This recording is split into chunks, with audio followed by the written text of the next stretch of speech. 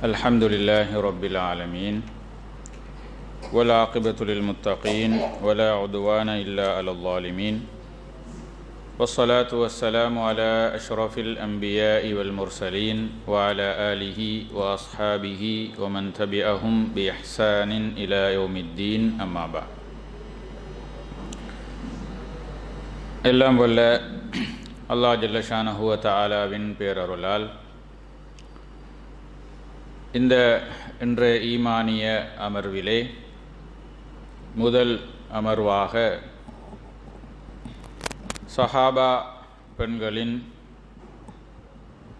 ஆளுமை குணங்கள் என்ற தலைப்பிலே ஒரு சில விடயங்களை பகிர்ந்து கொள்வது பொருத்தமாக இருக்கும் என்று கருதுகிறேன். கண்ணியத்துக்குரிய தாய்மார்களே, சகோதரிகளே, ரசூல் ஸல்லல்லாஹு அலைஹி வஸல்லம் அவர்களுடைய பிரச்சார பணியின் தொடக்கத்தில், இஸ்லாம் மக்காவிலே பிரச்சாரம் செய்யப்பட்ட ஆரம்ப காலகட்டத்தில் நபி அவர்களோடு அந்த பிரச்சார பணியை ஏற்றுக்கொண்டு அந்த இஸ்லாத்தை மற்றவர்களுக்கும் கொண்டு சேர்ப்பதில் அவர்களுக்கு துணையாக பக்கபலமாக நின்ற அந்த முஸ்லீம்களைத்தான் நாம் சஹாபாக்கள் என்று சொல்கிறோம். சஹாபாக்கள் என்போர் நபியை ஏற்றுக்கொண்டு இந்த இஸ்லாத்தின்படி அன்றைய சூழலில் தங்களுடைய வாழ்க்கை முறையை அமைத்து கொண்டவர்கள். உண்மையில் இந்த சஹாபா சமூகம் என்பது ஏதோ தாங்களாக தேர்வு செய்து அந்த நபியின் பிரச்சாரத்திற்கு பக்கபலமாக இருப்பதற்கான வாய்ப்பை அவர்களாக தேடிக்கொண்டவர்கள் அல்ல. மாறாக அல்லாஹு தஆலா நபியினுடைய அந்த பணியில் அவர்களுக்கு தேவையான எப்படியான மனிதர்கள் அவர்களுக்கு பக்கபலமாக இருக்க வேண்டுமோ அப்படியானவர்களைத்தான் அல்லாஹு தஆலா அவர்களுக்கு சஹாபாக்களாக கொடுத்தார். என்ன புரிந்து கொள்கிறோம் என்றால், அந்த சஹாபாக்களாக அன்று நபியோடு இணைந்து இந்த இஸ்லாத்தை ஏற்றுக்கொண்டு பிரச்சார பணியில் ஈடுபட்ட அன்றைய சஹாபாக்களிடத்திலே பல்வேறு விதமான ஆளுமை பண்புகள், திறன்கள் அவர்களிடத்தில் இருந்தன. இஸ்லாமிய வரலாற்றினுடைய ஆரம்ப கட்டங்களை பார்த்தால் அவர்கள் எதிர்கொண்ட மிக பயங்கரமான எதிர்ப்புகள், சவால்கள், அந்த சவால்களை நாம் படிக்கின்ற போது எப்படியான ஒரு ஈமானிய பலமும் தைரியமும் அந்த சவால்களை எதிர்கொள்வதற்கு அவர்களுக்கு தேவைப்பட்டிருக்கும் என்று விளங்கிக் கொள்ளலாம். அது எதை குறிக்கிறது என்றால், நம்மை போன்றவர்களால் அந்த சவால்களை, அந்த நெருக்கடிகளை எதிர்கொள்ள முடியாது. அவர்களால் எதிர்கொள்ள முடியும் என்பதற்காகத்தான் அவர்களை அன்றைய சூழலில் நபியுடைய தோழர்களாக தேர்வு செய்து இஸ்லாத்தை ஏற்கின்ற வாய்ப்பையும் அவர்களுக்கு கொடுத்து இந்த இஸ்லாத்தை வளர்ப்பதற்குரிய ஒரு பக்கபலமாக இருக்கின்ற அந்த சஹாபாக்களாக அவர்களையும் அல்லாஹ் தேர்வு செய்தார். எனவே அவர்களிடத்தில் சில விசேட பண்புகளும் சில விசேட ஆற்றல்களும் இருந்திருக்கின்றன என்பதை நாம் ஏற்றுக்கொண்டுதான் ஆக வேண்டும். அந்த வகையிலே சஹாபா பெண்மணிகளும் இதில் எந்த அளவுக்கும் ஆண்களை விட குறைந்தவர்கள் அல்ல. ஆண்களை போன்று சமமாக அவர்களுக்கென்றுள்ள அந்த துறைகளில் அவர்களுடைய இயல்புகளுக்கு ஏற்ப அவர்கள் தங்களுடைய ஆற்றல்களையும் திறன்களையும் வெளிப்படுத்தி இருக்கிறார்கள் என்பதை அந்த வரலாறுகளை படிக்கின்ற போது விளங்கிக் கொள்ள முடிகிறது. இங்கு நான் சில வரலாற்று செய்திகளோடு தொடர்பு படுத்தித்தான் அவர்களுடைய ஆற்றல்கள், குணங்களை உங்களோடு பகிர்ந்து கொள்ளலாம் என்று விரும்புகிறேன். முதலாவது, அன்றைய சஹாபா பெண்களிடத்திலே இருந்த மிக முக்கியமான ஒரு ஆளுமை பண்பு, குடும்ப வாழ்க்கையில் ஏற்படுகின்ற நெருக்கடிகளை தீர்த்து வைக்கின்ற ஒரு ஆற்றுப்படுத்தல் என்கின்ற, இன்றைய சூழலில் கவுன்சிலிங், உளவள துணையாளராக செயல்படுகின்ற ஒரு திறன் அன்றைய சூழலில் சஹாபா பெண்களிடத்தில் இருந்திருக்கிறது. இன்றுதான் அது ஒரு பெரும் துறையாக, வெறும் கலையாக இன்று வளர்ச்சியடைந்து இது இன்று மிக தேவையான ஒரு துறையாக மாறியிருக்கிற போது, சஹாபா பெண்களிடத்திலே இந்த உளவளத்துணை ஆற்றல்கள் என்பதும் இருந்திருக்கிறது என்பதை வரலாற்றில் பார்க்கிறோம்.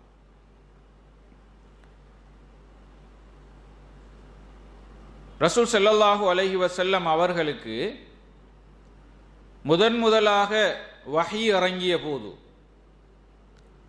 ஜிப்ரீல் அலைஹிஸ்ஸலாம் அவர்கள் மூலமாக வஹி இறங்கிய போது, ஜிப்ரீல் அலைஹிஸ்ஸலாம் அவர்களுடைய அந்த வஹியினுடைய கனதியை தாங்கிக் கொள்ள முடியாமல் பதட்டத்தோடு தன்னுடைய மனைவி கதீஜா ரலியல்லாஹு அன்ஹா அவர்களிடத்திலே ஓடோடி வருகிறார்கள்.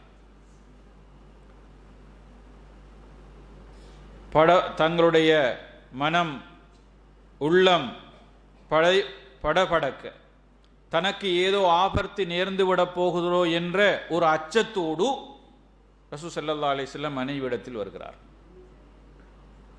கதீஜா ரலியல்லாஹு அன்ஹா அவர்கள் தன்னுடைய கணவனுடைய அந்த பதட்டத்தை எப்படி தணித்தார்கள், தன்னுடைய கணவனுடைய அந்த நெருக்கடியான சூழலை எப்படி ஒத்தடம் கொடுத்தார்கள், தன்னுடைய கணவனுக்கு இருந்த அந்த பயத்தை, பீதியை, அச்சத்தை எப்படி நீக்கினார்கள் என்பது அந்த பெண்மனுடைய ஒரு ஆளுமையை எடுத்து காட்டுகிறது.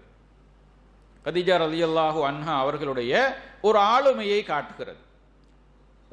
ரசூல் ஸல்லல்லாஹு அலைஹி வஸல்லம் அவர்களுடைய அந்த பதட்டத்தின் போது கதீஜா ரலியல்லாஹு அன்ஹா அவர்கள் சொல்கிறார்கள், நீங்கள் கவலைப்பட வேண்டாம், வல்லாஹு லா யுஹ்ஸீகல்லாஹு அபதா, அல்லாஹ் உங்களை ஒருபோதும் கைவிட மாட்டான். இன்னக லதஸிலுர் ரஹம், நீங்கள் குடும்ப உறவுகளை சேர்ந்து நடக்கிறீர்கள், கஷ்டப்பட்டவர்களுக்கு, இயலாதவர்களுக்கு உதவி செய்கிறீர்கள், சமூகத்திலே பல நல்ல பணிகளை செய்கிறீர்கள், அல்லாஹ் உங்களை ஒருபோதும் கைவிட மாட்டான். வேறு சில அறிவிப்புகளை நாங்கள் படிக்கிற போது கதீஜா ரலியல்லாஹு தஆலா அன்ஹா அவர்கள் தன்னுடைய கணவரை பார்த்து, ரசூலுல்லாஹி அலைஹி வஸல்லம் அவர்களை பார்த்து, அப்ஷிர் வ அஸ்பித், நீங்கள் நன்மாராயம் பெறுங்கள், நிம்மதி பெற்றுக் கொள்ளுங்கள், உறுதியாக இருங்கள் என்று அவர்களை மனரீதியாக தைரியப்படுத்தினார்கள். உண்மையில் இன்றைய சூழலில் நாங்கள் இதை எங்களுடைய நடைமுறை சூழலோடு ஒப்பிட்டு பார்க்கிற போது, குடும்ப வாழ்க்கையில் ஏற்படுகின்ற, கணவனுக்கு ஏற்படுகின்ற ஏதாவது நெருக்கீடுகளின் போது, பொருளாதார ரீதியாக, தொழில் ரீதியாக நஷ்டமடைகிற போது, ஏனைய சமூக ரீதியான நெருக்கீடுகளுக்கு தள்ளப்படுகிற போது, அவர் எதிர்கொள்கின்ற உளரீதியான நெருக்கடிகளுக்கு ஒரு ஆறுதல் சொல்லி அவருடைய மனதை தைரியப்படுத்தி இயல்பு நிலைக்கு தன்னுடைய கணவனை, தன்னுடைய குடும்பத்தில் உள்ள ஆண்களை கொண்டு செல்கிற அளவுக்கு நம்மால் முடிகிறதா, அந்த அளவுக்கு அந்த நேரத்தில் நாமும் சிலபோது நமக்கும் தைரியம் இருப்பதில்லை. அந்த சவால்களை, பிரச்சனைகளை காண்கிற போது தங்களுடைய ஆண்களை விட, கணவன்மாரை விட நாம் பெரிதும் பதட்டம் அடைகிறோம். யாருக்கு இப்போது யாரை ஆறுதல் படுத்துவது, யாருக்கு ஆற்றுப்படுத்தல் செய்ய வேண்டும் என்பதில் ஒரு பெரும் குழப்பம் உருவாகிறது. ஆனால் ஹதீஜா ரலியல்லாஹு அன்ஹா அவர்களுடைய இந்த வரலாற்றை பார்க்கிற போது ஒரு மனைவி என்கிற அந்தஸ்தில் அவர்கள் தன்னுடைய கணவனுடைய அந்த நெருக்கடியான சூழலில் தன்னுடைய உயிர் போய்விடுமோ, தனக்கு ஏதாவது ஆபத்துக்கள் ஏற்பட்டு விடுமோ என்று அஞ்சிய சூழலில் அவர்களில் மனதீரியாக தைரியப்படுத்தினார்கள். மனரீதியாக அவர்கள் வழங்கிய அந்த தைரியம் மாத்திரம் அல்ல, அதுக்கு பிறகு அவர்கள் எடுத்த சில முயற்சிகள் இருக்கிறது. தன்னுடைய குடும்ப உறவினர் வரகத் பின் நௌஃபல் என்கின்ற ஒருவரிடத்திலே அழைத்து சென்று ரசூல் ஸல்லல்லாஹு அலைஹி வஸல்லம் அவர்கள் என்ன சொல்கிறார்கள் என்பதை அவரிடத்திலே கூறுமாறு சொல்லி, அவர் கூறிய அந்த விடயங்களின் மூலமாக இன்னும் ரசூல் ஸல்லல்லாஹு அலைஹி வஸல்லம் அவர்களை ஆறுதல்படுத்தினார்கள். தாங்கள் நபியாக வரப்போகிறீர்கள், இந்த சமூகத்தினுடைய ஒரு நபியாக இருந்து நீங்கள் பணியாற்றப் போகிறீர்கள் என்ற அந்த நன்மாராயத்தை மனைவி கதீஜா ரலியல்லாஹு அன்ஹா அவர்கள் மூலமாக சென்றுதான் அவர்கள் பெற்றுக்கொள்கிறார்கள், வரகத் பின் நௌஃபலின் மூலமாக. எனவே கண்டிப்பாக ஒரு பெண்ணிடத்திலே தன்னுடைய குடும்ப வாழ்க்கையில் ஏற்படுகின்ற நெருக்கீடுகளை அவ்வப்போது ஆறுதல் படுத்தி அந்த சவால்களை, நெருக்கடியினுடைய அந்த கூர்மையை தனித்து ஒரு இயல்பு நிலைக்கு தைரியத்தை கொடுக்கின்ற ஒரு பண்பு அன்றைய சஹாபா பெண்களிடத்தில் இருந்திருக்கிறது. அது உண்மையில் எங்களுக்கு தேவையான ஒன்று. குடும்ப வாழ்க்கையை பொறுத்தவரையில், பொதுவாக திருமணத்தை பொறுத்தவரையிலும் இஸ்லாம் திருமணத்தை அனுமதித்திருக்கின்ற காரணிகளிலே, நோக்கங்களில் ஒன்று கணவன் மனைவி ஆகிய இருவருக்கும் உளரீதியாக ஒரு நிம்மதி கிடைக்க வேண்டும் என்பது. ஆணின் மூலமாக பெண்ணுக்கும், பெண்ணின் மூலமாக ஆணுக்கும் ஒரு மன நிம்மதி கிடைக்க வேண்டும். குர்ஆன் அதை, அல்லாஹு தஆலா குர்ஆனிலே அதை சொல்லி காட்டுகிறான். லிதஸ்குனு இலைஹா வஜஅல பைனக்கும் மவத்தன் வரஹ்மா, உங்கள் இருவருக்கும் இடையில் அன்பை, பாசத்தை ஏற்படுத்தி நீங்கள் அவர்களிடத்தில் மன நிம்மதி அடைவதற்காக என்று குர்ஆன் சொல்கிறது. எனவே இங்கு மனைவி எதிர்கொள்கின்ற நெருக்கடிகளுக்கு கணவன் ஒத்தடம் கொடுப்பது போல, மனைவி எதிர்கொள்கின்ற நெருக்கடிகளுக்கு கணவனும் ஒத்தடம் கொடுப்பவராக இருக்கிற போதுதான் அந்த குடும்ப வாழ்க்கையில் நிம்மதி இருக்கும். இரண்டு பேருமே சமநிலையாக தங்களுடைய குடும்ப வாழ்க்கையை கொண்டு நடாத்தி செல்வதற்குரிய ஒரு ஆற்றலை அவர்கள் பெற்றுக்கொள்வார்கள்.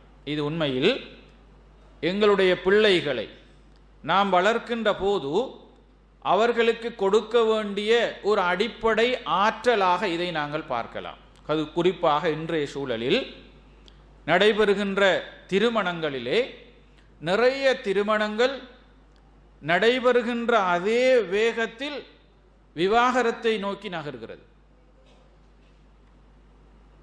எந்தளவு வேகமாக திருமணம் நடைபெறுகிறோ அதைவிட வேகமாக அது விவாகரத்தை நோக்கி நகர்ந்து செல்கிறது.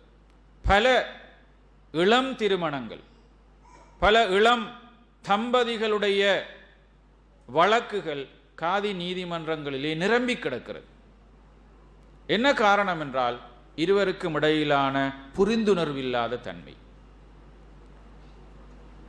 அல்லது கணவனுக்கு ஏற்படுகிற நெருக்கடிகளின் போது அதை எதிர்கொள்வதற்குரிய மன தைரியமும் பலமும் அந்த பெண்ணிடத்தில் இல்லாமல் போகிறது. எனவே பிள்ளைகளை நாம் அவர்களுக்கு அன்பை ஊட்டி அவர்களுக்குடைய எல்லா வகையான பௌதீக வளங்களையும் வசதி வாய்ப்புகளையும் கொடுப்பது போல் தான் ஒரு குடும்ப வாழ்க்கையை நடாத்தி செல்கிறவள் என்ற வகையில் தன்னுடைய பிள்ளைக்கு தேவையான இந்த உளரீதியான ஆற்றல்களையும் வழங்க வேண்டியது எங்களுடைய பொறுப்பு. அதை உண்மையில் இன்று அதை ஒரு கோஸாக, இந்த உளவலை துணை சார்ந்த விடயங்கள் ஒரு பயிற்சி நெறியாக வழங்கப்படுவது போல இதையும் தாண்டி அது இயல்பாகவே எங்களிடத்தில் வர வேண்டிய ஒரு அம்சமாக நாங்கள் வளர்த்து கொள்ள வேண்டிய தேவை இருக்கிறது. அது எங்களுடைய நீடித்த குடும்ப வாழ்க்கைக்கும் நிலையான அந்த உறவுக்கும் ஒரு அஸ்திவாரமாக அமையும் என்பதை இங்கு நாங்கள் புரிந்து கொள்ள வேண்டி இருக்கிறது. இது அன்றைய சஹாபா பெண்களிடத்திலே இருந்த ஒரு முக்கியமான அவர்களுடைய ஒரு ஆற்றலாக பண்பாக நாங்கள் பார்க்கலாம். இரண்டாவது, அன்றைய சஹாபா பெண்மணிகள் நான் ஏலவே குறிப்பிட்டது போல அல்லாஹு தாலா எப்படி நபியினுடைய அந்த பணியின் அவர்களுக்கு உதவியாளர்களாக சஹாபாக்களாக அந்த ஆண்களை தேர்வு செய்தானோ அதுபோல பெண்களையும் அல்லாஹு தாலா குறிப்பிட்டு தேர்வு செய்தான். ஏன்? அந்த ஆண்களை போல அவர்களிடத்தில் இருந்த வீரம், அவர்களிடத்தில் இருந்த மனோ வலிமை, அவர்களிடத்தில் இருந்த பிரச்சனைகளின் போது அதை தாங்கிக் கொள்கின்ற அந்த மனோ பக்குவமும் தைரியமும் அவைகள் எல்லாம் எங்களை போன்ற அல்லது எங்களுடைய சூழலிலே வாழ்கின்ற நம் போன்றவர்களிடத்தில் இல்லாத அரிதான அம்சங்களாக அதை நாங்கள் பார்க்கலாம். குறிப்பாக குடும்ப வாழ்க்கையிலே அன்றைய சூழலுடைய நிலைமை எப்படி இருந்ததென்றால், இஸ்லாம் வேகமாக பரவ ஆரம்பித்த போது கணவன் இஸ்லாத்தை ஏற்றுக்கொள்ள மறுத்த வேளையிலும் மனைவி துணிந்து இஸ்லாத்தை ஏற்றுக்கொள்கின்ற ஒரு மனோநிலைக்கு தள்ளப்பட்டார். இஸ்லாத்தை ஏற்றுக்கொள்கிற அளவுக்கு ஒரு தைரியத்தை பெற்றார். இதுவரைக்கும் குடும்பத்தில் ஒன்றாக கணவனும் மனைவியும் ஒரே வீட்டில் வாழ்கிறார்கள். கணவன் அவருடைய எதிர்ப்பையும் மீறி அவருடைய முட்டுக்கட்டைகளையும் தாண்டி இந்த தீனை ஏற்றுக்கொள்கிற அளவுக்கு அன்றைய பெண்களிடத்திலே ஒரு வலிமையான மன தைரியம் இருந்திருக்கிறது என்பதை வரலாற்றில் நாங்கள் பார்க்கலாம். குறிப்பாக அன்றைய சஹாபா பெண்மணிகளிலே ஒருவர் உம்மு சுலைம் ரலியல்லாஹு அன்ஹா அவர்கள். இஸ்லாமிய வரலாற்றிலே பல சம்பவங்களோடு பொருத்தி பேசப்படுகின்ற ஒரு பெண்மணி. ரசூல் ஸல்லல்லாஹு அலைஹி வஸல்லம் அவர்களுடைய இந்த பிரச்சார பணியின் போது அவர்களுக்கு இந்த இஸ்லாத்தை ஏற்றுக்கொள்கின்ற ஒரு சந்தர்ப்பம் கிடைக்கிறது. அவர்கள் இஸ்லாத்தை ஏற்றுக்கொண்ட சந்தர்ப்பத்திலே கணவன் வீட்டில் இருக்கவில்லை. கணவன் வெளியில் ஏதோ வேலைக்காக சென்றிருக்கின்ற வேளையில் மனைவி இஸ்லாத்தை ஏற்றுக்கொள்கிறார்கள். இப்போது கணவன் வீட்டுக்கு வருகிறார், வந்து பார்க்கிறார், மனைவி இஸ்லாத்தை ஏற்றுக்கொண்டிருக்கிறார் என்பதை கேள்விப்பட்ட போது, தெரிந்து கொண்ட போது அவர் அதை கண்டிக்கிறார், எதிர்க்கிறார். ஆனாலும் அவர்களுடைய அந்த ஈமானிய பலம், அந்த தைரியம், தன்னுடைய குடும்ப வாழ்க்கை சில போது பிரிகிற நிலைமைக்கு வந்தாலும் இந்த தீனை, இந்த நபியை தான் மறக்க முடியாது என்கிற தைரியத்தை பெற்றிருந்தார்கள். இங்கு நாம் சிந்திக்க வேண்டும், இது ஒரு சாதாரணமான ஒரு ஆற்றல் அல்ல. இன்று இருக்கின்ற குடும்ப சூழல் அல்லது குடும்ப வாழ்க்கை என்பது கணவன் என்ன கோட்டை கீறுகிறாரோ அந்த கோட்டோடு நாங்கள் இழுபட்டு போகிற ஒரு குடும்ப வாழ்க்கை தான் இன்று நாம் பழக்கப்பட்டிருக்கிற விஷயம்.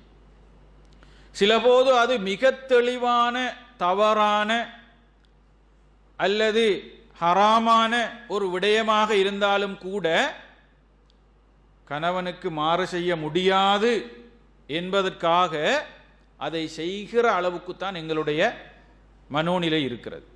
இதை நாம் ஏற்றுத்தான் ஆக வேண்டும்.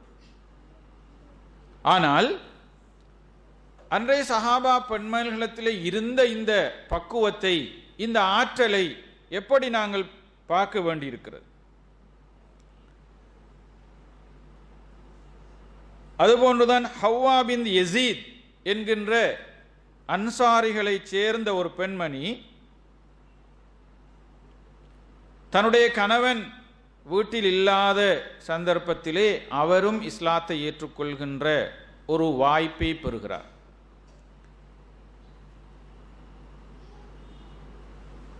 பிறகு தன்னுடைய கணவன் வீட்டுக்குள் நுழைகிற போது தன்னுடைய மனைவி தொழுது கொண்டிருப்பதை அவர் காண்கிறார். தொழுது கொண்டிருப்பதை கண்டவர்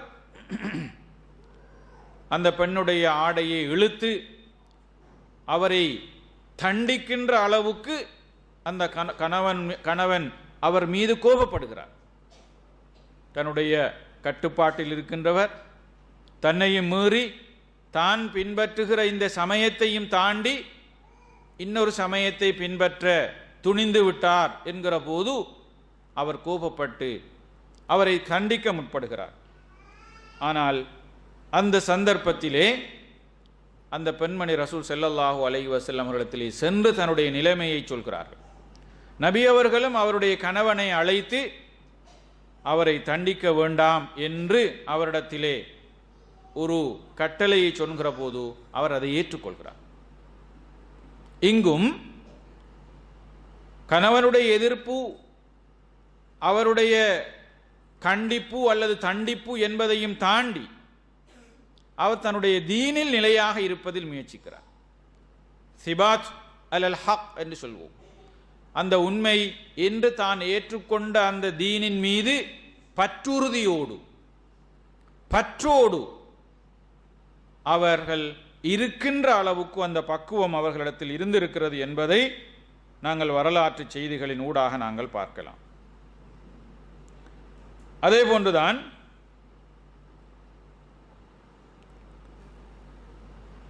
பல சஹாபா பெண்மணிகளிடத்திலே, குறிப்பாக உம்மு ஹபீபா ரலியல்லாஹு அன்ஹா அவர்களுடைய வரலாற்றை படிக்கிற போது மக்காவிலே இஸ்லாத்தை ஏற்றுக்கொண்டு அன்றைய மக்காவிலே வாழ்ந்த குறைஷிகளுடைய தொல்லைகளின் காரணமாக முஸ்லீம்களில் சிலர் அபிசீனியாவை நோக்கி ஹிஜ்ரத் செய்தார்கள்.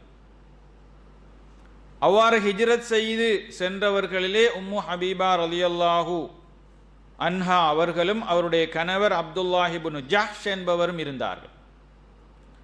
இரண்டு பேரும் ஏனைய முஸ்லீம்களோடு சேர்ந்து ஹிஜ்ரத் செய்து அங்கு அபிசீனியாவிலே வாழ்கிற போது அவருடைய கணவன் அவர் இஸ்லாத்தை விட்டும் மதம் மாறி அவர் ஒரு கிறிஸ்தவனாக மாறிவிடுகிறார். இது அங்கிருக்கின்ற போது நடைபெறுகிறது. அவர் அதே நிலையிலேயே மரணித்தும் போகிறார். இஸ்லாத்தை விட்டு மதம் மாறிய நிலையிலேயே அவர் மரணித்தும் போகிறார். ஆனால் உம்மு ஹபீபா ரலியல்லாஹு அன்ஹா அவர்கள் அதே தன்னுடைய தீனிலே இறுதி வரைக்கும் இருந்து அந்த ஹிஜ்ரத் முடியும் வரைக்கும் அவர்கள் தன்னுடைய அந்த கொள்கையிலே அவர்கள் நிலைத்திருக்கிறார்கள். இங்கு கணவனுடைய மதமாற்றம் ஒரு பக்கம், அவர் அதை தன்னுடைய மனைவியினுடைய இந்த நிலையையும் ஏற்றுக்கொள்ளாத நிலை. அப்படி இருந்த போதும் அன்றைய பெண்மணிகளிடத்திலே இருந்த இந்த தைரியத்தையும் உறுதியையும் மன உறுதியையும் நாங்கள் இங்கு ஒரு பெரும் ஆற்றலாக அவர்களுடைய ஆளுமையாக நாங்கள் கொள்ள முடியும். இங்குதான் இன்றைய சூழலிலே நாங்கள் எப்படி இப்படியான அசாதாரண நிலைகளை எதிர்கொள்கிற போது எங்களுடைய ஈமானை ஸ்திரப்படுத்தி கொண்டு எங்களுடைய அந்த நிலையை பக்குவமாக எடுத்துச் சொல்லி எங்களுடைய தரப்பு நியாயங்களை புரிய வைத்து நாம் புரிந்து கொண்ட குர்ஆனை அந்த ஹதீஸை நடைமுறைப்படுத்துகிற அளவுக்கு எங்களை நாம் தகைமைப்படுத்தி கொண்டிருக்கிறோம். குறிப்பாக எங்களுடைய இன்றைய சூழலில் கணவன் மனைவி இருவரும் இஸ்லாத்தை ஏற்றுக்கொண்ட முஸ்லீம்களாக வாழ்கிறார்கள் என்பதில் சந்தேகம் இல்லை.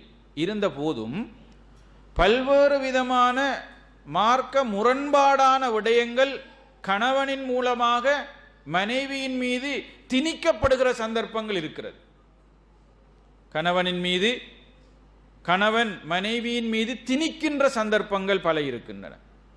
அந்த சந்தர்ப்பங்களிலெல்லாம் எதுவும் செய்ய முடியாத, எதுவும் பேச முடியாத ஒரு ஊமையாக இருந்துவிட்டு போகிற ஒரு குடும்ப வாழ்க்கை தான் இன்று பெரும்பாலும் நடக்கிறது. திருமண வைபவங்களாக இருக்கலாம், ஏனைய சில ஒன்றுகூடல்களாக இருக்கலாம்.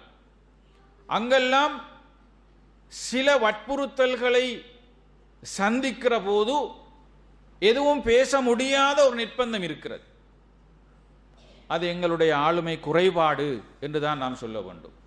ஆனால் சஹாபா பெண்மணிகளுடைய இந்த நிலையை நாம் சிந்திக்கிற போது, இதை பார்க்கின்ற போது, அவர்களிடத்தில் இருந்த அந்த மனதைரியமும் தாங்கள் ஏற்றுக்கொண்ட அந்த கொள்கையின் மீதான உறுதியும் எந்த அளவு தூரம் அவர்களை கணவன் மார் என்கின்ற அந்த பலமான உறவை, குடும்ப கட்டமைப்பின் அஸ்திவாரத்தை கூட அவர்களுடைய நெருக்கடிகளையும் எதிர்கொள்வதற்குரிய தைரியத்தை அவர்கள் பெற்றிருந்திருக்கிறார்கள் என்பதை நாங்கள் இங்கு புரிந்து கொள்ள முடிகிறது. எனவே இது எங்களிடத்தில் வர வேண்டிய மனதீரியான தைரியம் மாத்திரமல்ல, நாம் செய்கின்ற விடயங்களை சரியானது என்று காண்கிற போது அதன் உண்மை தன்மையை, நியாயத்தன்மையை பிறருக்கு எடுத்து சொல்கின்ற அளவுக்கு ஒரு தைரியம் நமக்கு தேவை, ஒரு தெளிவும் நமக்கு தேவை. அதை நாம் இள வயதிலிருந்தே எங்களுடைய பிள்ளைகளுக்கும் அதை ஊட்ட வேண்டிய ஒரு கட்டாயமும் அவசியமும் நமக்கு இருக்கிறது.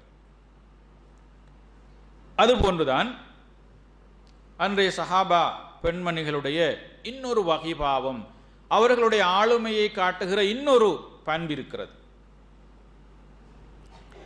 தங்களுடைய கணவன்மாரையும் அவர்கள் இஸ்லாத்தின்பால் அழைப்பு விடுத்து அவர்களையும் முஸ்லிம்களாக மாற்றுகிற ஒரு பணியை பெண்ணாக இருந்து கொண்டு செய்திருக்கிறார்கள். இன்றைய சூழலில் கணவன் ஏதாவது தவறு செய்தாலும் கண்டும் காணாது விட்டு விட்டு போகிற ஒரு மனோநிலை இருக்கிறது. ஏன் பேச முடியாது? பேசினால் அது வேறொரு விதமாக முரண்பாட்டை தோற்றுவிக்கும். அந்த முரண்பாடு சில போது குடும்ப உறவில் விரிசலை உண்டு பண்ணும். இறுதியில் குடும்ப வாழ்க்கையை இழந்து தான் ஒரு கணவன் இல்லாத ஒரு பெண்ணாக வாழ வேண்டிய ஒரு நிர்பந்தம் உருவாகிவிடுமோ என்கிற பயத்தில் நாம் சில பிழையான அம்சங்களை கூட சுட்டி காட்டுவதற்கு முன் வருவதில்லை. இது எங்களுடைய ஒரு பலவீனம். ஆனால் அன்றைய சஹாபா பெண்மணிகளிடத்திலே இருந்த ஒரு பலம், அவர்கள் எப்படி இஸ்லாம் உண்மையான தீன் என்று ஏற்றுக்கொண்டார்களோ அந்த தீனை பிறருக்கு சொல்வதற்கு முன்னால் தன்னோடு ஒன்றாக வாழுகிற, தன்னோடு குடும்ப வாழ்க்கையை ஒன்றாக பயணித்துக் கொண்டிருக்கின்ற தன்னுடைய கணவனுக்கு எற்றி வைப்பதிலே அவர்கள் முதல் முக்கியத்துவம் கொடுத்தார்கள்.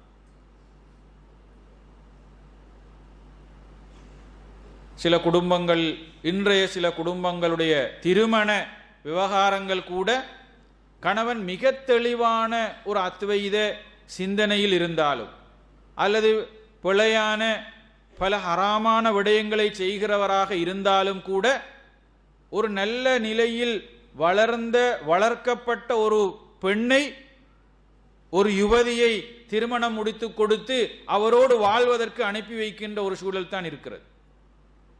ஏன் அங்கு அவருடைய கொள்கை என்பதோ அவர்களுடைய மார்க்க முரண்பாடான அம்சங்கள் என்பதோ கவனத்தில் கொள்ளப்படுவதில்லை. மாறாக அவருடைய பொருளாதாரம், அந்த பொருளாதாரத்தின் மூலம் தன்னுடைய பிள்ளை நிம்மதியாக வாழ முடியும் என்கிற எதிர்பார்ப்பு தான் இன்று மேலோங்கி இருக்கிறது.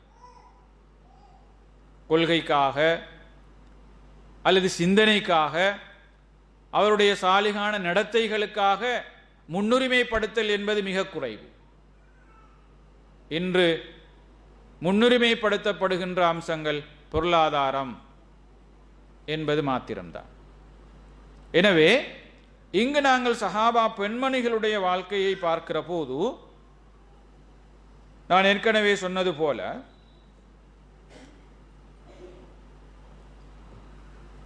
உம்மு சுலைம் ரலியல்லாஹு தஆலா அன்ஹா அவர்களுடைய வரலாற்றை நாம் ஏற்கனவே பார்த்தோம்.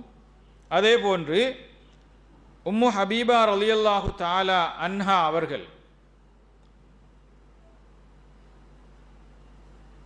அவர்களுடைய வரலாற்றிலே அவர்கள் எப்படியான நெருக்கடிகளை எதிர்கொண்டார்கள் என்பது போல உம்மு சுலைம் ரலியல்லாஹு அன்ஹா அவர்களை திருமணம் பேசுவதற்காக அவர்கள் ஏற்கனவே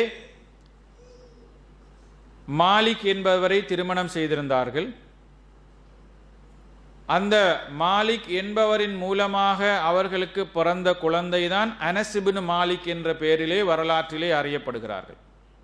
ரசூல் ஸல்லல்லாஹு அலைஹி வஸல்லம் அவர்களுடைய பணியாளராக அவர்களுடைய இல்லத்திலே இருந்து அவர்களுக்கு பணி செய்த ஒரு சிறுவர் அனஸ் இப்னு மாலிக் ரலியல்லாஹு அன்ஹு.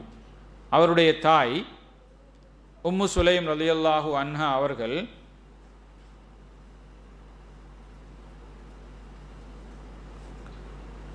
அவருடைய கணவர் மாலிக் மரணித்த பின்னால் அபூ தல்ஹா என்பவர் அவரை திருமணம் செய்வதற்காக முன்வருகிறார்கள். அபூ தல்ஹா இவர் மதீனாவிலே வாழ்ந்த ஒரு பெரும் செல்வந்தர். அபூ தல்ஹா ரலியல்லாஹு அன்ஹு அவர் ஆரம்பத்தில் இஸ்லாத்தை ஏற்றுக்கொண்டிருக்கவில்லை. திருமணம் பேச வருகிற போது அவர் முஸ்லிம் அல்ல. உம்மு சுலைம் ரலியல்லாஹு அன்ஹா அவர்களிடத்திலே அவர் திருமணம் பேச வந்தபோது உம்மு சுலைம் ரலியல்லாஹு அன்ஹா அவர்களுடைய அந்த நிலையை அவர்கள் எப்படி இதை எதிர்கொண்டார்கள், கையாண்டார்கள் என்பது உண்மையில் நம்மை வியப்போடு பார்க்க வேண்டிய ஒரு பகுதி. நாம் என்ன செய்வோம்? மிக வசதியான ஒருவர், மிகப்பெரிய ஒரு செல்வந்தர் திருமணம் பேச வருகிறார். அவர் என்ன கொள்கையில் இருந்தாலும், என்ன கோட்பாட்டில் இருந்தாலும், என்ன பிழையான பொருளீட்டல் முறைகளை செய்து வந்தாலும் பரவாயில்லை, ஒரு நல்ல கணவன் கிடைக்கப் போகிறார் என்பதைத்தான் முதலில் பார்க்கின்ற வளமை இன்றிருப்பது போல. ஆனால் உம்மு சுலைம் ரலியல்லாஹு அன்ஹா அவர்கள் அபூ தல்ஹா திருமணம் பேச வந்தபோது அவர்கள் முதலாவது அவரை பார்த்து சொன்னவர், நீங்கள் அரஐத ஹஜரன் தஅபுதுஹு வலா யதுர்ருக் வலா யன்ஃபா, நீங்கள் எந்த ஒரு நன்மையும் தீமையும் செய்யாத ஒரு கல்லை சிலையாக கடவுளாக வணங்கிக் கொண்டிருக்கிறீர்கள் என்று அவர் என்ன இணை வைப்பை, இறை நிராகரிப்பை அவர் தீனாக மார்க்கமாக ஏற்றுக்கொண்டிருந்தாரோ அதனுடைய பலவீனத்தை அவருடைய உள்ளத்திற்கு படுகின்ற விதமாக தெளிவுபடுத்துகிறார்கள். இது திருமணத்திற்கு முன்பு, திருமணம் பேச வந்தபோது அவருடைய கொள்கை ரீதியான நெறிபிறழ்வை, கொள்கை ரீதியான தவறை அவருக்கு முன்னால் சொல்கிற அளவுக்கு அவருடைய தைரியம் இருந்தது. அவர்கள் சொல்கிறார்கள், நீங்கள் ஒரு செல்வந்தர், உங்களை போன்றவர்கள் எங்களை திருமணம் பேச வந்தால் நீங்கள் நிராகரிக்கப்பட வேண்டியவர்கள் அல்ல, ஏன் வசதி வாய்ப்புள்ளவர்கள், சமூக அந்தஸ்துள்ளவர்கள். ஆனால் நீங்கள் முஸ்லிம் அல்லாமல் இருக்கிறீர்கள். நீங்கள் இஸ்லாத்தை ஏற்றுக்கொள்ளுங்கள். நீங்கள் இஸ்லாத்தை ஏற்றுக்கொள்வதை நான் மகராக ஏற்றுக்கொண்டு உங்களை திருமணம் செய்கிறேன் என்கிறார். நீங்கள் எதுவும் பொருளாதார ரீதியாக எனக்கு மகர் என்கிற அந்த மகரை நீங்க தர வேண்டும் என்பதல்ல, இஸ்லாத்தை ஏற்றுக்கொள்கிறீர்கள், அதை மகராக வைத்து உங்களை நான் திருமணம் செய்து கொள்கிறேன்.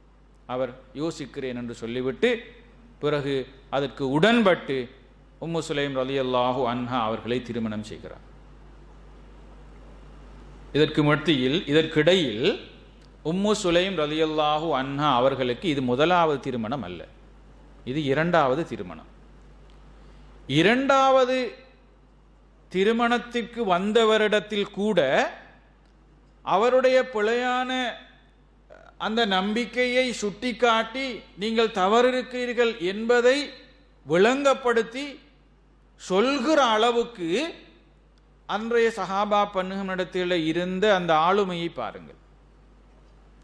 முதலாவது திருமணம் என்றால் கூட முதல் திருமணம் என்று யோசிப்பதற்கு வாய்ப்பு இருக்கிறது. இது இரண்டாவது திருமணம், இல்லாவிட்டால் தான் காலமெல்லாம் விதவையாக வாழ வேண்டும் என்கிற நிலை. ஆனால் அவர்கள் அதை பயப்படவில்லை. எதை சொல்கிறார்கள்? நீங்கள் பிழையான அக்கீதாவில் இருக்கிறீர்கள், பிழையான கொள்கையை பின்பற்றி கொண்டிருக்கிறீர்கள், இதை விட்டு விடுங்கள், அதற்கு பிறகு வாருங்கள் திருமண பேச்சுவார்த்தையை திருமணம் தொடர்பாக பேச்சுவார்த்தை நடாத்துவோம். எனவே தன்னுடைய மகன் அனஸ் இப்னு மாலிக்கை கூப்பிட்டு அவர் ஏற்றுக்கொண்ட போது திருமணம் செய்து பாருங்கள் என்று அவரை தான் தனக்கு திருமணம் செய்து வைக்கிறார். திருமணம் செய்வதற்கு அவரை தான் வழியாக ஏற்படுத்திக் கொள்கிறார்கள். இங்கு ஒரு தன்னுடைய கணவன் இஸ்லாத்தை ஏற்றுக்கொள்வதற்கு காரணமாக இன்னொருவர் அல்ல, மனைவி காரணமாக இருக்கிறார். அவருடைய இஸ்லாத்திற்கு தன்னுடைய மனைவியே காரணமாக இருக்கிறார் என்பதை இங்கு நாங்கள் வரலாற்று ரீதியாக புரிந்து கொள்ள முடிகிறது. எனவே அவர் இறுதியாக அஷ்ஹது அல்லா இலாஹ இல்லல்லாஹ் வ அன்ன முஹம்மதர் ரசூலுல்லாஹ் என்று கூறி அனஸ் இப்னு அபூ தல்ஹா இஸ்லாத்தை ஏற்றுக்கொள்கிறார்.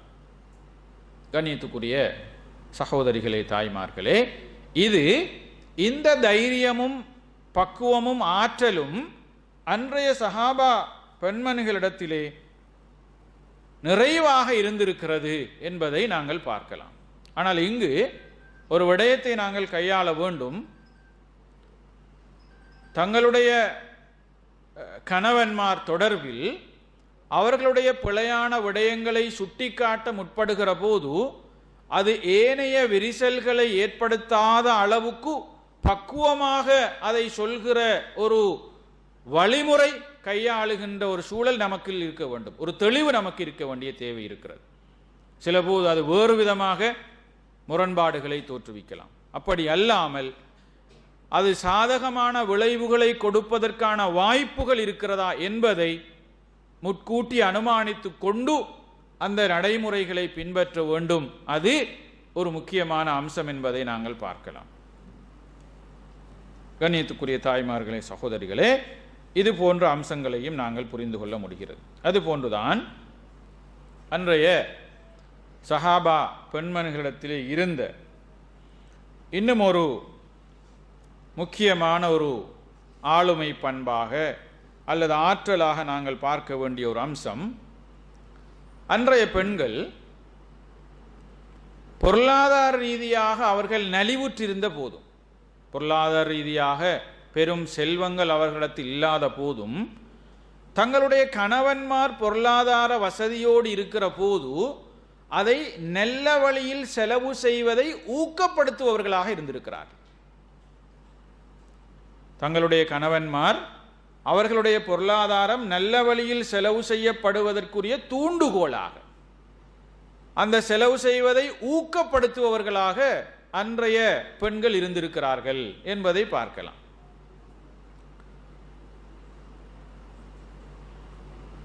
அபூ தஹ்தா ரலியல்லாஹு அன்ஹு அவர்கள் ஒரு சந்தர்ப்பத்திலே மதீனாவிலே தனக்கிருந்த மிக பெருமதியான தோட்டத்தை அல்லாஹுடைய பாதையிலே தர்மம் செய்து சதக்கா செய்து விடுகிறார்கள். எதற்காக அவர்கள் இதை கொடுக்கிறார்கள் என்றால், ரசூல் ஸல்லல்லாஹு அலைஹி வஸல்லம் இடத்தில் ஒரு மனிதர் வருகிறார், வந்து சொல்கிறார், யா ரசூலல்லாஹ், எனக்கு ஒரு தோட்டம் இருக்கிறது, அந்த தோட்டத்தை பக்கத்தில் இருக்கின்ற சுவரை நான் சரி செய்கிற போது அடுத்த தோட்டத்தில் இருப்பவருடைய ஒரு ஈச்ச மரம் குறுக்காக நிற்கிறது, அதை நீங்கள் எனக்கு பெற்றுத் தாருங்கள், நான் அதற்குரிய விலையை அவர்களுக்கு கொடுப்பதற்கு தயாராக இருக்கிறேன் என்று முறையிட்டார். இப்போ நபி அவர்கள் என்ன செய்தார்கள் என்றால், அந்த குறுக்காக நின்ற அந்த ஈச்ச மரத்தின் சொந்தக்காரரை கூப்பிட்டு நீங்கள் அதை அவருக்கு கொடுத்து விடுங்கள் என்று சொல்கிறார். அவர் மறுத்து விட்டார். நபி அவர்கள் சொன்னார்கள், இந்த ஒரு ஈச்ச மரத்திற்காக உங்களுக்கு சுவர்க்கத்தில் ஒரு ஈச்ச மரம் கிடைக்கும், அதற்கு நான் உத்தரவாதம் தருகிறேன், அப்படி கொடுங்கன்றார். இந்த ஒரு ஈச்ச மரம், உலகத்தில் ஒரு ஈச்ச மரத்தை விட்டு கொடுங்க, இதுக்கு பதிலாக உங்களுக்கு சுவர்க்கத்தில் ஒரு ஈச்ச மரம் கிடைக்கும், நான் அதற்கு உத்தரவாதம் தருகிறேன். அப்பையும் அவர் மறுத்துட்டார். இதை அபூ தஹ்தா ரலியல்லாஹு அன்ஹு அவர்கள் கேள்விப்படுகிறார்கள். நபி அவர்கள் இப்படி ஒரு ஈச்ச மரத்திற்கு பதிலாக சுவர்க்கத்தில் ஈச்ச மரம் கிடைக்கும் என்று உத்தரவாதம் கொடுக்கிறார்கள் என்று கேள்விப்பட்ட போது இவர் ஓடி சென்று ரசூலுல்லாஹி அலைஹி வஸல்லம் அவர்கிட்ட சொல்கிறார்கள், யா ரசூலல்லாஹ், நீங்கள் இப்படி சொன்னதாக கேள்விப்பட்டேன், நான்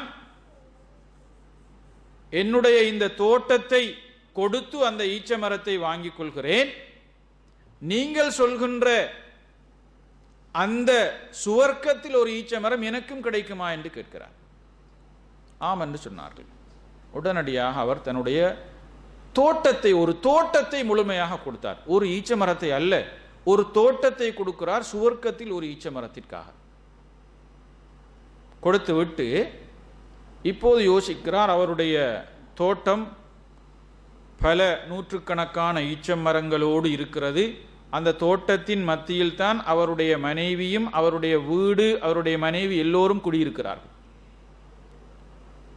இப்போது நபியிடத்தில் இவர் இந்த ஈச்ச மரத்தை கொடுத்து இப்படி சுவர்க்கத்தில் ஒரு ஈச்ச மரத்தை பெற்றுக்கொள்ள போகிறார் என்ற செய்தி, இந்த கொடுக்கல் வாங்கல் அவருடைய மனைவிக்கு தெரியாது.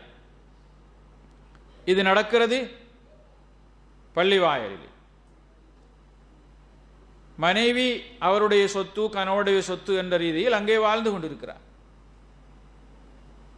இப்போதுதான் இவர் அதை கொடுத்து விட்டு தன்னுடைய தோட்டத்திற்கு ஓடி செல்கிறார். அவர் உள்ளே போகாமல் வெளியிலே என்று சொல்கிறார், யா உம்ம தஹ்தா, மனைவியே நீங்கள் வெளியே வாருங்கள், நான் நம்முடைய தோட்டத்தை சுவர்க்கத்தின் ஒரு ஈச்ச மரத்திற்கு பதிலாக சதகா செய்து விட்டேன்.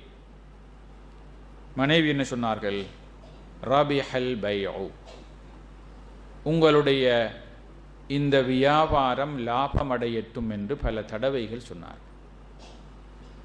ரபிஹல் பய, உங்களுடைய இந்த பய வியாபாரம் லாபம் அடையட்டும் என்றார்கள். உண்மையில் இதை எதற்கு ஆதாரமாக இதை கொண்டு வருகிறார்கள், பேசுகிறார்கள் என்றால், சாதாரணமாக என்ன யோசிப்போம், நாம் இன்றைய சூழலில் இருந்து யோசித்து பார்த்தால், நமக்கு இருக்கின்ற ஒரே ஒரு சொத்து, வருமானம் தருகின்ற சொத்து, பெறுமதியானது, நாமும் நம்முடைய குடும்பமும் அங்குதான் வசித்து கொண்டிருக்கிறோம். இப்படியான ஒரு சொத்தை எந்தவித முன்னறிவித்தலும் இல்லாமல், எந்தவித ஆலோசனையும் இல்லாமல் கணவன் அதை கொடுப்பதற்கு முன்வந்திருக்கிறார் என்றால், இப்படி ஒரு செய்தி மனைவிக்கு கிடைத்தாலே அது குடும்பத்தில் ஒரு பெரும் கலவரத்தை உருவாக்கும், பெரும் முரண்பாட்டை தோற்றுவிக்கும். யாரிடத்தில் கேட்டு அதை கொடுத்தீர்கள், எல்லாவற்றையும் கொடுத்தால் நாம் ரோட்டிலா போய் நிற்பது, நாம் மரணித்தாலும் நம்முடைய பிள்ளைகள் இன்னொரு வளத்தில் கை நீட்டி கொண்டா இருப்பது என்று பல கோணங்களிலும் விடை சொல்ல முடியாத அளவுக்கு கணவனை நோக்கி பல கேள்வி அம்புகள் வந்து விழும். அது ஒரு பெரும் தீராத முரண்பாடாகவும் மாறுவதற்கு வாய்ப்பு இருக்கிறது. ஆனால் அன்றைய பெண்களிடத்தில் இருந்த ஆளுமை அதுதான். அவர்கள் அவருடைய அந்த வியாபாரத்தை, அவருடைய அந்த செலவை, சதகாவை ஏற்றுக்கொண்டது மாத்திரம் அல்ல, அதை இலாபம் உள்ளதாக மாறட்டும் என்று பிரார்த்தனையும் செய்கிறார். இது உண்மையில் சாதாரணமாக இன்று வரக்கூடிய ஒரு ஆளுமை அல்ல, ஒரு பண்பு அல்ல. சாதாரணமாக நம்முடைய பகுதிகளில் கொழும்புக்கு போய் கணவன் ஏதாவது திங்ஸ் வாங்கி வந்தாலும் அதை மாமியார் விட்டு அனுப்புறையும் இல்லை. என் மனைவியே அவ்வளவையும் அவர் சில நேரம் கொண்டு போறதுக்கு ட்ரை பண்ணினாலும் விடுறதும் இல்லை. இதுக்கிடையில் இப்படி பெறுமதியான சொத்தொண்ட கொடுக்க போறேன்ற செய்தி வந்தா அது அவருடைய கடைசி நாளாகவும் இருக்கும் சில நேரம். உண்மையில் என்னத்தை சொல்ல வாரனென்றால், அன்றைய சஹாபா பெண்மணிகளிடத்தில் இருந்த ஒரு பெரும் ஆளுமை இது.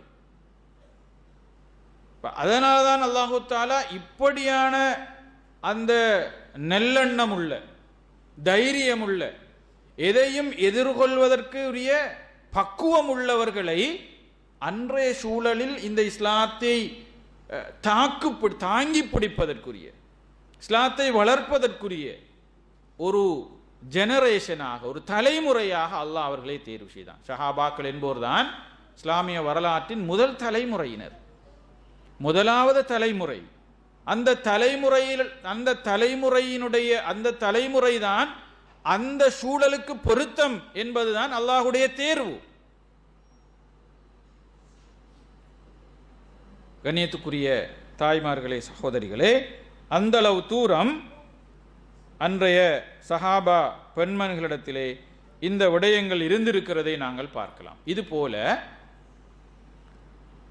நாம் ஏற்கனவே பேசிய உம்மு சுலைம், அபூ தல்ஹா ரலியல்லாஹு அன்ஹுமா, இந்த இரண்டு பேரும் திருமணத்திற்கு பிறகு அவ்விரண்டு பேருடைய வீட்டில் நடந்த ஒரு நிகழ்வும் இங்கு நாங்கள் பேச வேண்டிய ஒரு பகுதி தான். ஒரு நாள் ரசூல் ஸல்லல்லாஹு அலைஹி வஸல்லம் அவர்கள் பள்ளிவாயிலிலே இருந்து சஹாபாக்களை பார்த்து சொல்கிறார்கள், ஒரு விருந்தாளி வந்திருக்கிறார், அல்லாஹுடைய தூதருடைய விருந்தாளி. உங்களில் யார் அவருக்கு இன்று இரவு விருந்தளிப்பதற்கு தயாராக இருக்கிறீர்கள்? உங்களில் யார் அவருக்கு இன்றைக்கு ஒரு சாப்பாடு, ஒரு டினர், ஒரு இரவுல விருந்து கொடுக்க போறீங்க? ரசூலுல்லாஹி அலைஹி வஸல்லம் அதுக்கு முதல் தன்னுடைய வீட்டில் மனைவிமாரிடத்தில் செய்தி அனுப்பி கேட்குறாங்க, சாப்பாடு எதுவும் இருக்குதாண்டு. இல்லை, நபியுடைய வீட்டில் சாப்பாடு இல்லை. பிறகு சஹாபாக்கள் இருந்தாக்கள்கிட்ட கேட்குறாங்க, நன்மை கிடைக்கட்டும் என்று அவர்கள் ஆர்வப்படுத்துவதற்காக யாராவது இன்றைக்கு இந்த மனிதருக்கு சாப்பாடு கொடுக்குறீங்களா? அப்போ அபூ தல்ஹா ரலியல்லாஹு அன்ஹு அவர்கள் எழுந்து, யா ரசூலல்லாஹ், நான் அவரை விருந்து கொடுக்கிறேன், நான் என்னுடைய வீட்டுக்கு விருந்துக்காக அவரை அழைத்து செல்கிறேன் என்று வீட்டுக்கு போகிறார். வீட்டுக்கு போய் தன்னுடைய மனைவி இடத்துல சொல்கிறார்கள், ஹாதா லைஃபு ரசூலில்லாஹ், அல்லாஹுடைய தூதர் அனுப்பிய ஒரு விருந்தாளி வந்திருக்கிறார். நபி அவர்கள் தானே சொன்னாங்க, இவர் ஒரு விருந்தாளி, இவரை கூட்டி போய் சாப்பாடு கொடுங்க. அவர் தன்னுடைய மனைவியிட்டையும் சொல்கிறார், அல்லாஹுடைய தூதர் அனுப்பின ஒரு விருந்தாளி வந்திருக்கிறார், எதையும் மிச்சம் வைக்காம இருக்கிறதெல்லாம் கொண்டான் என்று சொல்கிறார். லா தத்தஹிரீஹி ஷைஅன், எதையும் சேமிச்சு வைக்க வேணாம், இருப்பதையெல்லாம் கொண்டு வாருங்கள். அப்போது மனைவி சொல்கிறார், பிள்ளைகளுக்கு தேவையான உணவு மாத்திரம்தான் இருக்கிறது. அன்றைக்கும் அவட வீட்டில் உணவு ஒன்றும் இருக்கல, மிச்சமாக வைக்கிற அளவுக்கும் உணவு இருக்கல. ஆனால் இருந்தாலும் அல்லாஹுடைய தூதருடைய விருந்தாளி என்பதனால் அந்த உணவையும் விருந்தாளிக்கு கொண்டாந்து வச்சு விட்டு, இரண்டு பேரும் அவர்கள் குடும்பமாக இருந்து சாப்பிடுவதற்கு தயாரான போது விளக்கை அணைத்து விட்டார்கள். விளக்கை அணைத்து விட்டால் இப்போது இருள். கணவனும் மனைவியும் சாப்பிடுவது போன்று நடித்தார்கள். இப்போது விருந்தாளி வீட்டார்கள் சாப்பிடுகிறார்கள் என்ற எண்ணத்தோடு அவர் நன்றாக சாப்பிட்டார். தாங்கள் பசியோடு இருப்போம், அல்லாஹுடைய தூதருடைய விருந்தாளி, எனவேதான் அவர்கள் அந்த விளக்கை திட்டமிட்டு அணைத்தார்கள். லைட் ஓபன் பண்ணினாங்க, லைட் இல்லை எந்நேரம், விளக்க அணைத்தார்கள். இருள். எனவே அதற்குள் சாப்பிடுவது போன்று வாயை அசைத்து அவர்கள் நடித்தார்கள். அவர்கள் அப்படியே அந்த விருந்தாளி சாப்பிட்டு கொண்டார். பிறகு இந்த செய்தியை ரசூல் ஸல்லல்லாஹு அலைஹி வஸல்லம் அவர்களிடத்திலே போவதற்கு முன்னால் அடுத்த நாள் காலையிலே அபூ தல்ஹா ரலியல்லாஹு தஆலா அன்ஹு அவர்கள் தன்னுடைய அன்றைய இரவை கழித்து விட்டு நபிகளிடத்திலே போகிறார்கள். ரசூலுல்லாஹி அலைஹி வஸல்லம் அவர்களுக்கு இது தொடர்பான செய்தி தெரிந்திருந்தது. நபிகள் சொன்னார்கள், நீங்கள் இருவரும் இன்று இரவு இந்த விருந்தாளியோடு நடந்து கொண்ட முறையை பார்த்து அல்லாஹ்வே ஆச்சரியப்பட்டான் என்று சொன்னார்கள். அல்லாஹ்வே ஆச்சரியப்பட்டான் என்று சொல்லிவிட்டு குர்ஆனுடைய வசனத்தை ஓதி காண்பிக்கிறார்கள். வயுஸிரூன அலா அன்ஃபுஸிஹிம் வலவ் கான பிஹிம் ஹஸாஸா. வயுஸிரூன அலா அன்ஃபுஸிஹிம் வலவ் கான பிஹிம் ஹஸாஸா. தங்களுக்கு தேவை இருந்த போதும் அதை விட பிறரை முற்படுத்தினார்கள் என்று குர்ஆனுடைய வசனம் இறங்கியது. இங்கு தன்னுடைய கணவன் ஒரு விருந்தாளியை வீட்டுக்கு அழைத்து வருகிறார். அழைத்து வருகிற போது வீட்டில் தங்களுடைய குடும்பத்திற்கு போதுமான அளவுக்கு கூட உணவில்லை. உண்மையில் இப்படியான நிலையில் ஒரு விருந்தாளி நம்முடைய வீடுகளுக்கு வந்தால் நாம் என்ன செய்வோம்? அதற்குரிய வசதி வாய்ப்பும் இல்லாத நிலையில் அதை ஏற்றுக்கொள்ள மாட்டோம். சில போது கணவனோடு முரண்பாடு வரும். வீட்டில் உள்ள நிலைமை தெரியாம வெளியிலிருந்தும் ஒரு ஆளை கூட்டிக்கு வந்திருக்கிறீங்களே என்று கடிந்து கொள்கிற ஒரு சூழல் உருவாகும். ஆனால் மனைவி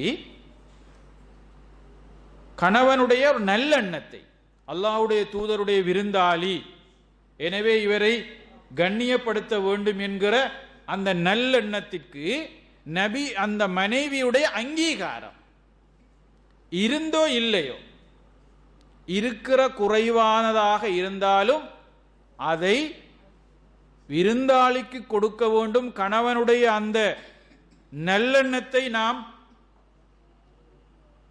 அவருடைய நல்லெண்ணத்திற்குரிய அங்கீகாரத்தை கொடுக்க வேண்டும் என்பதற்காக மனைவி வழங்கிய அந்த சப்போர்ட், அவருடைய ஒத்தாசை உண்மையில் தன்னுடைய கணவன்மாரை எவ்வளவு தூரம் நற்காரியங்கள் நல்ல விடயங்களை செய்வதில் அவர்கள் தூண்டுகோலாக, ஊக்கப்படுத்துபவர்களாக, அதற்கு அங்கீகாரம் கொடுப்பவர்களாக, அதை ஏற்றுக்கொள்பவர்களாக இருந்திருக்கிறார்கள் என்பதை இந்த வரலாறுகள் நமக்கு சொல்கின்றன. உண்மையில் இது ஒரு அரிதான, அன்றைய சஹாபா பெண்மணிகளை போன்றவர்களிடத்திலே இருந்த ஒரு பெரும் ஆளுமை குணமாக நாங்கள் பார்க்கலாம். எனவே இது எங்களிடத்திலும் வர வேண்டும்.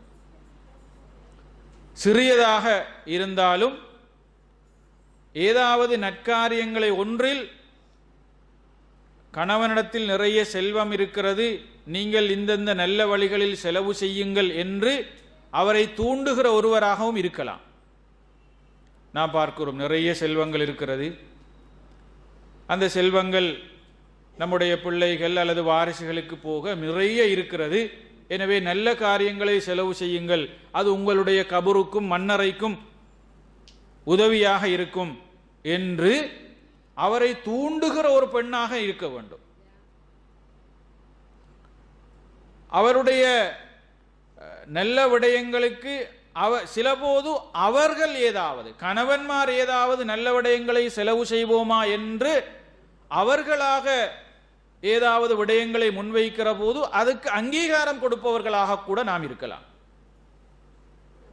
ஏதாவது நல்ல விடயம் ஒன்றை செய்வதற்காக மஷூரா செய்து வந்திருப்பார், அவரிடத்தில் ஒரு நல்லெண்ணம் உருவாகி இருக்கும், நாம் அதை தடுக்காது அதை ஊக்கப்படுத்துபவர்களாக இருக்க வேண்டும். எனவே அன்று அபூ தஹ்தாவுடைய மனைவியை போன்று அதற்கு அங்கீகாரம் கொடுத்து நாளைக்கு தன்னுடைய நிலை என்ன என்று கூட அந்த பெண் யோசிக்கவில்லை. நாளைக்கு என்ன கொடுத்தால் உடனடியாக தோட்டத்தை விட்டு வெளியேற வேண்டும். அல்லாஹ்வின் மீதான நம்பிக்கை. என்ன நம்பிக்கை? சுவர்க்கத்தில் தனக்கு ஒரு ஈச்சமரம் கிடைக்க போகிறது என்ற அந்த உத்தரவாதம் எதை கொடுக்கிறது என்றால் அவர்கள் சுவர்க்கத்திற்கு போவார்கள். எனவே அந்த சுவர்க்கமே நமக்கு கிடைப்பதற்குரிய உத்தரவாதம் தந்தால், எனவே நாம் வெளியில் வீதியில் தூங்கினால் என்ன, வீட்டில் தூங்கினால் என்ன என்கிற அந்த தைரியமும் மனோபலமும் தான் அவர்களை நாம் பேசுகிற அளவுக்கு மாற்றி இருக்கிறது, கொண்டு சென்றிருக்கிறது. எனவே கண்ணியத்துக்குரிய தாய்மார்களே, சகோதரிகளே, இந்த அளவு தூரம் அன்றைய சஹாபா பெண்மணிகளிடத்திலே பல நல்ல முன்மாதிரிகள் இருந்திருக்கிறதை நாங்கள் பார்க்கலாம். அதுபோன்றுதான் அன்றைய பெண்மணிகளிடத்திலே இருந்த ஒரு இன்னொரு முக்கியமான ஒரு அடிப்படை அம்சம், இதை கூறி நான் நிறைவு செய்து கொள்கிறேன். குடும்ப வாழ்க்கையில் ஏற்படுகின்ற பெரும் இழப்புகளை, அந்த இழப்புகளை எதிர்கொள்கின்ற மனதைரியம் உண்மையில் அன்றைய சஹாபா பெண்மகளிடத்திலிருந்து ஒரு பெரும் ஆளுமையாக பார்க்கலாம். பொதுவாக ஏற்கனவே நாங்கள் ஹதீஜா ரலியல்லாஹு அன்ஹா அவர்கள் நபி அவர்களுடைய ஆரம்பமான அந்த வஹீயினுடைய வசனங்களின் போது எப்படி நடந்து கொண்டார்கள் என்பதை பார்த்தோம். அதுவல்ல, இங்கு நான் சொல்ல வருகின்ற விடயம், கணவன் மனைவி ஆகிய இரண்டு பேருக்குமே ஒரு பெரும் இழப்பு, குடும்ப வாழ்க்கையில் ஒரு பெரும் சோகத்தை கொடுக்கிற நிலை வருகிற போதும் அதை அவர்கள் எப்படி எதிர்கொண்டார்கள். வரலாற்றில் நான் பார்க்கிற போது இந்த அபூ தல்ஹா ரலியல்லாஹு அன்ஹு அவர்களுடைய வரலாற்றிலே தான் உம்மு சுலைம் ரலியல்லாஹு அன்ஹா அவர்களுடைய ஒரு குழந்தை மரணித்து போகிறது. அபூ தல்ஹா வீட்டில் இல்லாத சந்தர்ப்பத்தில் குழந்தை மரணிக்கிறது. அவர் வீட்டை விட்டு போகிற போது அது நோய்வாய்ப்பட்டிருந்தது. அவர் வருகிற போது அது மரணித்து விட்டது. இப்போது அந்த பெண்மணி உம்மு சுலைம் ரலியல்லாஹு அன்ஹா அவர்கள் சொல்கிறார்கள், வீட்டில் இருந்தவர்களிடத்திலே பார்த்து, பிள்ளை மரணித்திருக்கிறது, பிள்ளை மரணித்த செய்தியை நான் தான் கணவனிடத்தில் சொல்ல வேண்டும், நீங்கள் யாரும் சொல்ல வேண்டாம், நான் அதை அவரிடத்திலே சொல்லுவேன். பாருங்கள் எப்படி ஒரு மனதைரியம். மரணித்த செய்தியை நான் சொல்ல வேண்டும். இப்போது கணவன் வீட்டுக்கு வருகிறார்கள். வந்தபோது கணவன் மனைவியை பார்த்து கேட்கிறார்கள், பிள்ளை எப்படி இருக்கிறது? மனைவி சொல்கிறார்கள், அது முன்பிருந்ததை விடவும் இப்போது அமைதியாக இருக்கிறது என்று சொல்கிறார். முன்பிருந்ததை விடவும் இப்போது அமைதியாக இருக்கிறது என்றால், நீங்க போக இருந்ததை விட இது அப்ப நல்லா தான் இருக்கு. போக இருந்ததை விட இப்ப அமைதியாக இருக்குன்னா ரோகு போயிட்டு புள்ள மரணித்து விட்டது என்பதைத்தான் அவர் சொல்ல வருகிறார். கணவனும் நினைத்து கொண்டார், ரைட், பிள்ளை காய்ச்சல் குறைந்து இப்போது நல்ல நிலையில் இருக்கிறது என்று நினைத்து கொண்டு அன்று இரவு உம்மு சுலைம் ரலியல்லாஹு அன்ஹா அவர்கள் நிலைமையை பாருங்கள். அன்று இரவு கணவனுக்குரிய இரவு உணவுகளை முன்பை விட சிறப்பாக ரெடி பண்ணி தயார் செய்து, அவரும் வளமையை போன்றில்லாமல் நல்ல ஆடைகளை அணிந்து கணவனை சந்தோஷப்படுத்துவதற்காக அன்று இரவை ஒரு ஜனாசா இருக்கின்ற வீட்டு பெண்மணியாக அவர் நடந்து கொள்ளவில்லை. கணவனுக்குரிய உணவை தயார் செய்து வைக்கிறார். தன்னுடைய வளமையை போன்றில்லாமல் நல்ல ஆடைகளை உடுத்தி ஒரு நல்ல நிலையில் இருக்கிறார். கணவனும் நினைத்து கொண்டார், பிள்ளை ஆரோக்கியமாக இருக்கிறது, அதனால் தான் மனைவி சந்தோஷமாக நடந்து கொள்கிறார். இப்போது இரவு உணவை உண்டு விட்டு இரண்டு பேரும் உறங்குகிறார்கள். அன்று இரவு தன்னுடைய மனைவியோடு அவர் குடும்ப வாழ்க்கையிலும் ஈடுபடுகிறார், உடலுறவிலும் ஈடுபடுகிறார். இத்தனைக்கு மத்தியில் வீட்டிலே மூலையிலே ஒரு ஜனாசா இருக்கிறது. அதற்கு பிறகுதான் தன்னுடைய கணவனை பார்த்து சொல்கிறார்கள், உங்களுடைய பிள்ளை இறந்து விட்டது என்ற செய்தியை. இப்போது அவருக்கு அதை தாங்க முடியவில்லை. தன்னுடைய மனைவி ஏற்கனவே என்னிடத்தில் இதை சொல்லாமல் இரவு உணவு சாப்பிட்டு இவரோடு உறவு வைத்துக் கொள்கிற அளவு இதற்கு பிறகுதானா இவர் இதை சொல்கிறார் என்று அவர் ஆதங்கப்பட்டு அல்லாஹுடைய தூதரிடத்திலே போய் இந்த விஷயத்தை சொல்கிறார்.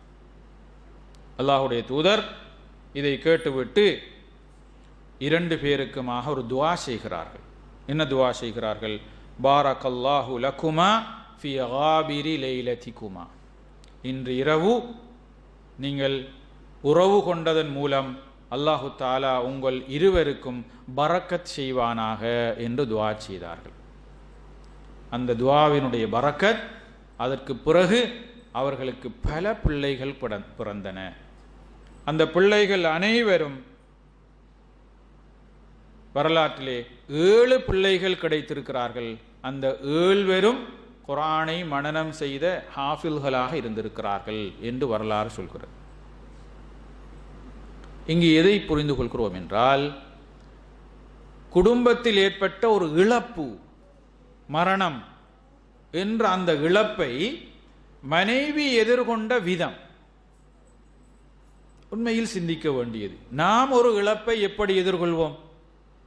ஜனாசா விழுந்தால், வீட்டை மரணிச்சார், நாம பக்கத்து வீட்டில் போய் சொல்ல தேவையில்லை, முதலாவது போடுற சத்தமே 10 வீட்டுக்கு அங்கால கேட்கும். ஏன்? அந்த இழப்பை அப்படித்தான் எதிர்கொள்கிற அளவுக்கு நாம் பழகி இருக்கிறோம். ஆனால் அந்த பெண்மணியுடைய வாசகம் என்ன? பிள்ளை இறந்திருக்கிறது, இறந்த செய்தியை கணவனிடத்தில் நான் தான் சொல்ல வேண்டும்.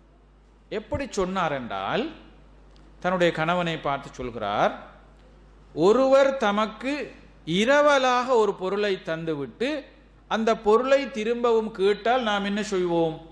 அவர் சொல்றார், நாம் கொடுக்கணும். அப்படி என்றால் அல்லாஹ் நமக்கு ஒரு குழந்தையை தந்தான் இரவலாக, அதை இப்போது எடுத்துக்கொண்டான், இதுதான் பிள்ளை மரணித்து விட்டது என்று அவர் தன்னுடைய கணவனிடத்தில் சொன்ன விதம். உண்மையில் இந்த ஆற்றல் என்பது ஒரு அரிதானது. தன்னுடைய இழப்பை அவர் தாங்கிக் கொள்வது என்பது முதல் விஷயம்.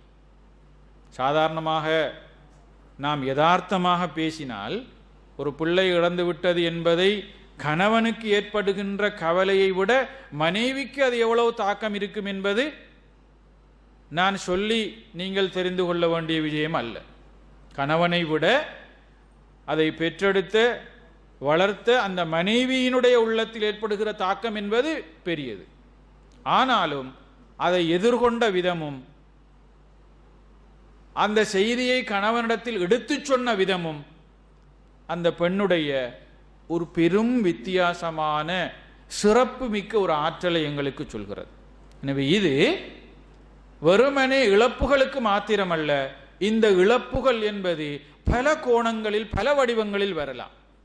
பொருளாதார ரீதியான இழப்பாக வரலாம், பிள்ளைகள் பெற்றோருடைய எதிர்பாராத இழப்புகளாக வரலாம், இன்னும் பல பல்வேறு விதமான நெருக்கடிகளை எங்களுக்கு தருகிற போது அதை ஏற்றுக்கொண்டு எதிர்கொள்கிற அந்த பக்குவம் நம்மிடத்தில் வேண்டும். அது ஒரு பெரும் தைரியமாக பார்க்கப்பட வேண்டிய ஒரு அம்சம். எனவே கண்ணியத்துக்குரிய தாய்மார்களே, சகோதரிகளே, இது போன்று பல ஆளுமை குணங்கள் சஹாபா பெண்மணிகளிடத்திலே இருந்திருக்கிறது. அவர்களுடைய வரலாற்றை வெறுமனே கதையாக நாங்கள் அசை போட்டுவிட்டு செல்லாமல், அந்த சரித்திரங்கள் வரலாறுகள் ஒவ்வொன்றிற்கும் பின்னால் அந்த பெண்களிடத்தில் இருந்த அந்த வித்தியாசமான ஆற்றல்களை, திறமைகளை, ஆளுமை குணங்களை எப்படி நாங்களும் வளர்த்து கொள்ளலாம், எங்களுடைய பிள்ளைகளுக்கும் அதை எப்படி வளர்க்கலாம், எப்படி அவர்களை மனரீதியாக தைரியப்படுத்தலாம், குடும்ப வாழ்வில் சமூக வாழ்வில் அவர்கள் கால் வைக்கிற போது வருகின்ற நெருக்கடிகளை எப்படி அவர்கள் எதிர்கொள்வதற்குரிய மனோ தைரியத்தை கொடுக்கலாம், அதற்குரிய நுட்பங்கள் என்ன, வழிமுறைகள் என்ன என்பதை அவர்களுக்கு நாங்கள் கண்டிப்பாக பயிற்றுவிக்க வேண்டிய ஒரு அவசியம், தேவை எங்களுக்கு இருக்கிறது. எனவே அதனுடைய பெருமதியை, வரலாற்று பெருமதியை இந்த வரலாறுகளின் ஊடாக நாங்கள் புரிந்து கொள்வோம். அல்லாஹு தஆலா எங்களுடைய அடுத்த தலைமுறையினர் இப்படியான நல்ல ஆளுமை பண்புகளை கொண்ட தலைமுறைகளாக நாங்கள் விட்டு செல்கிற போது அவர்கள் எப்படியான நெருக்கடிகளை எதிர்கொள்கிற போதும் துவண்டு விடாது, சோர்வடைந்து விடாது, அவர்கள் சமநிலையாக பயணிக்கின்ற ஆளுமைகளாக அவர்கள் உருவாகுவார்கள். அதன் மூலம் அவர்களுடைய அடுத்த தலைமுறை இந்த பூமியில் நிம்மதியாக வாழுவதற்குரிய வாய்ப்பு இருக்கும். அதற்கு அல்லாஹு தஆலா நம் அனைவருக்கும் தௌபீக் செய்வாராக என்று கூறி பிரார்த்தனை செய்து முறைவு செய்து கொள்கிறேன். வ ஆஹிரு தஅவானா அல்ஹம்துலில்லாஹி ரப்பில் ஆலமீன்.